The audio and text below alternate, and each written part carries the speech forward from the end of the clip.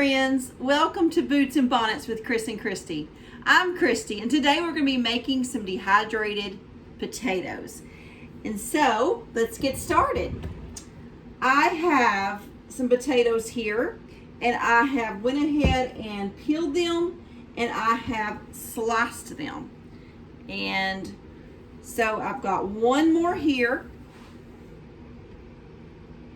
I will show you how to slice. Just real thin, and try to keep all of them about the same size. If you have a mandolin, that's wonderful. That's something I do not have, and so I am just slicing these as careful as I can. So I've got a pot of water over here getting ready to boil, and we're going to blanch them. So why do I want to slice and then dehydrate my potatoes? Well, I have a bunch and this is a way to preserve them. I have canned them. If you would like to know how I can them, let me show you a jar I did a few days ago. They're beautiful. If you would like to know how I did that, that will be in my playlist. But I have more potatoes, and I don't want to can them all. I like au gratin potatoes. I like scalloped potatoes. So we are going to go ahead and do that. Plus the shelf life for dehydrated potatoes, they're about 20 years from what I've gathered. Canned potatoes, 5 to 8 years. So we want to do a little bit longer just in case. Okay, so if you get some potatoes on sale, or if you have a garden and you have grown a lot of potatoes, you don't want to can them all, this is another option. Okay, so we've got our water almost to boiling. You want to have your water to boiling, and then as it's boiling, put your potatoes in, preferably drained. You don't want to use this water. I just had them soaking in there so they wouldn't turn. Bring that back up to a boil, and let that boil for 3 to 4 minutes until they're about translucent, fork tender. It kind of depends on you, whatever you prefer. Why do we blanch the potatoes? Well, if you don't, they will turn black and they look awful, and I don't think anybody will want to eat them. So we're going to go ahead and do that one step. That's an easy step. Other things that you buy, most vegetables do need to be blanched just to keep their color, make them look more appetizing. But if you go to the store and you get a good sale at the store in your frozen section of vegetables, those are awesome. Those are already being blanched. All you gotta do is just put them in your dehydrator. So while we're waiting for this water to boil, it maybe likes about another minute, I'm going to show you my dehydrator. I have 2 dehydrators. This is a very big dehydrator. It's actually a commercial dehydrator. I am not going to be using that one today just because I don't have the batch big enough really that I want to mess with. I'm going to be using my little dehydrator. This is a really good dehydrator. It's a Weston, and it's done lots of good stuff for me. So that's what we're going to be using today. We're going to be doing these in about 125 to 130, and it takes about 8 to 10 hours. So here's some lemons that I did a while back, and I'm going to be also doing some more citrus, some grapefruit, some lime, some lemon, an orange, and I love blood oranges, but they didn't have those. So let's get back over here. This is almost to a boil, so let's get a strainer and we'll strain these potatoes. Okay, it is rolling good, so we're going to go ahead and dump this whole strainer full of potatoes in here.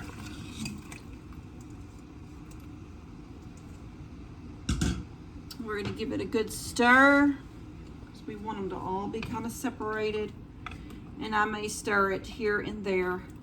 We're going to bring these back to a boil, and once they start boiling, we're going to start watching our clock, 3 to 4 minutes, or until they're fork tender, pretty translucent is what we're looking for.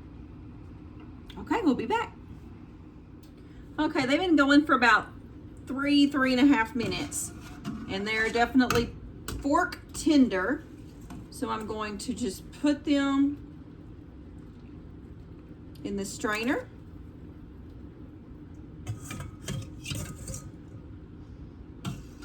Actually, some of them are falling apart. I probably could have got away with a little bit less time. And we're going to put these under cold running water.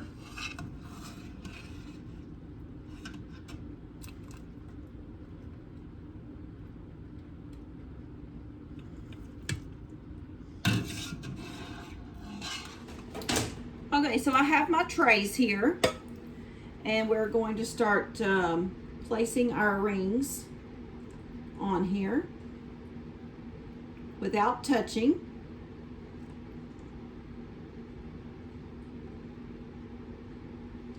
And you can get them as close together as you want or as far apart as you want, just as long as they're not overlapping or touching.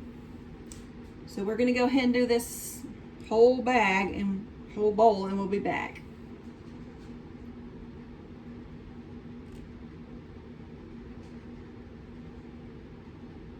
So we ended up getting about 5 trays full of potatoes. So now we're going to transfer them over there and get them started. Okay, so we're going to go ahead and put all of the last ones in there. We're going to turn it on. And we're going to put these on about 125, between 125 and 130. And we'll be back later on. Okay, so this is the next day. Last night when I was going to bed, they weren't done, so I let them go, longer, and it's not going to hurt them, okay? But they turned out great. Let me just show you. Make sure the lighting is good. But they done just like if you've ever bought the boxes of au gratin potatoes or scallop potatoes, that's what they're like. And listen, hear that? Just like a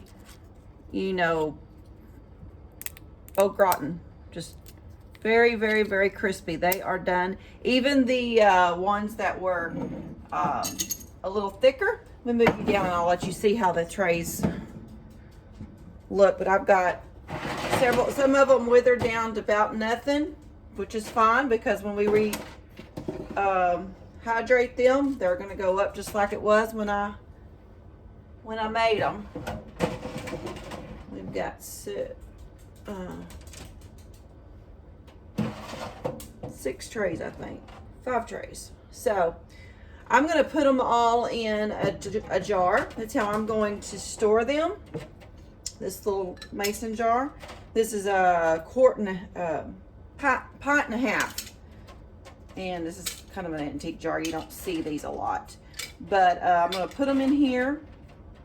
And if they don't, hopefully they'll all fit. If they don't all fit, if it don't fill up this jar, then I'll do a few more just to fill up this jar. And then I'm going to seal it.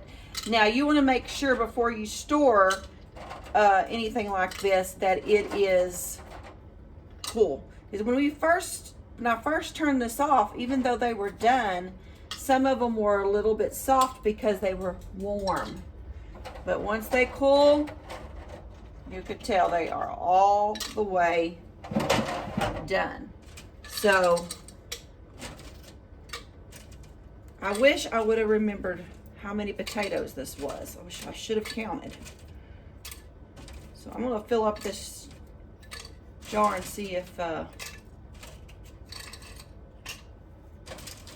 many we get. Okay, I got 2 of these pint and a halves.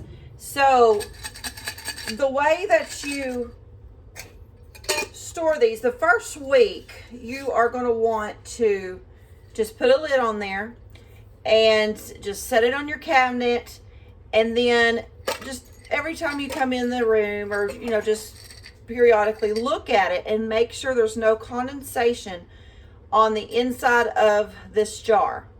And if there is, you need to put it back in the dehydrator.